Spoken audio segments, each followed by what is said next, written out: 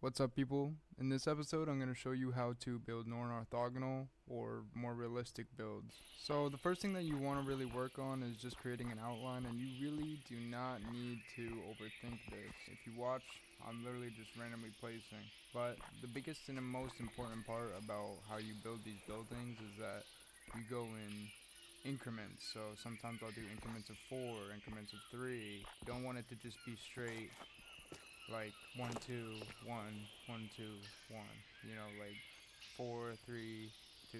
You see what I'm talking about. It just gives the build this very interesting design.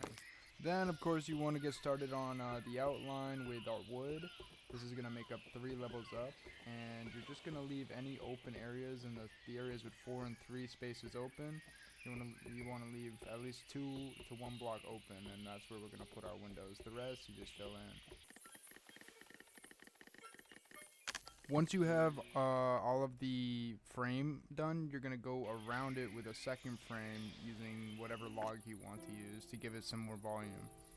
And here I'm just kind of scoping out where I want to place the spruce logs. You kind of want to go right where the edges conjoin. So right there you see I'm going right at the diagonal. And you just want to kind of make it not even, but so that it isn't wobbly. Like, you don't want them too far apart, but you want them just far enough to give it a curve. So once you have that finished, you're just gonna wrap around some logs to give it some more depth. You don't want any of the pieces of wood to connect. You just want them to kind of align all of the planks, like so.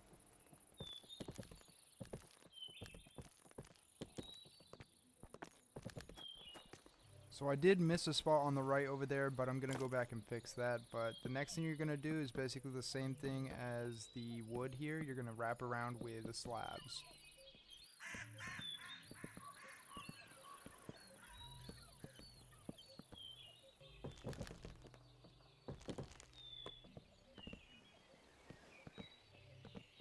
Once you have all the slabs around the wood, you're going to go back over the wood and start creating the arch of the house.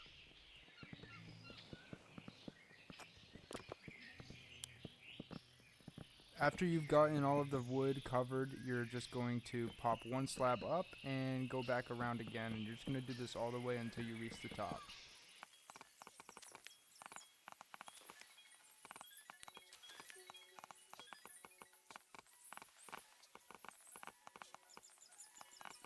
Since I'm in survival, I like to cover the house with torches, but not too many, just like one on every little edge. So maybe like 6 to 8 different torches, depending on how big your house is. Next, of course, we're going to start with the inside of the house to give it a nicer floor. For this house, I just decided to go with more planks. I like to utilize slabs a lot in my gameplay because they just get shit done.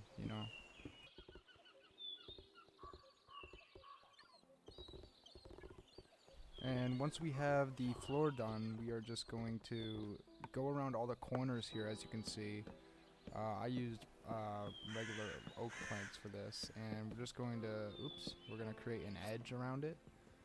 And then we are going to fill in the top layer, which you'll see me do here. I just kind of build down, and I like to create kind of an arch inside as well.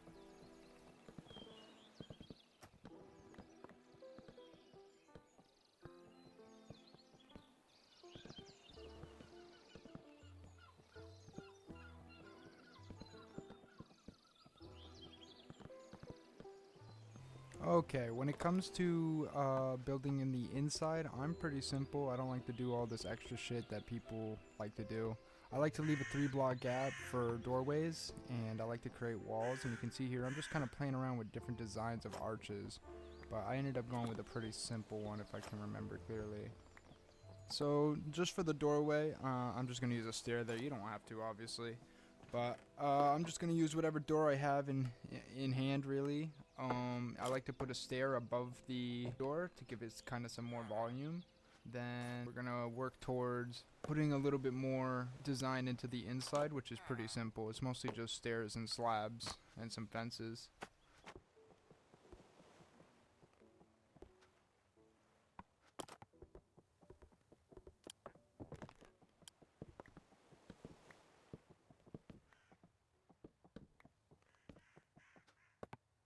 Lastly, I'm just going to go around and add some torches along the outside of the house. I just like to make sure that it's nice and lit up everywhere. It might be a little bit overkill, but I like to have torches. But yeah, this is how you make a non-orthogonal build.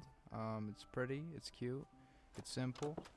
And yeah, I hope that you enjoy making as many cool little buildings as you want now.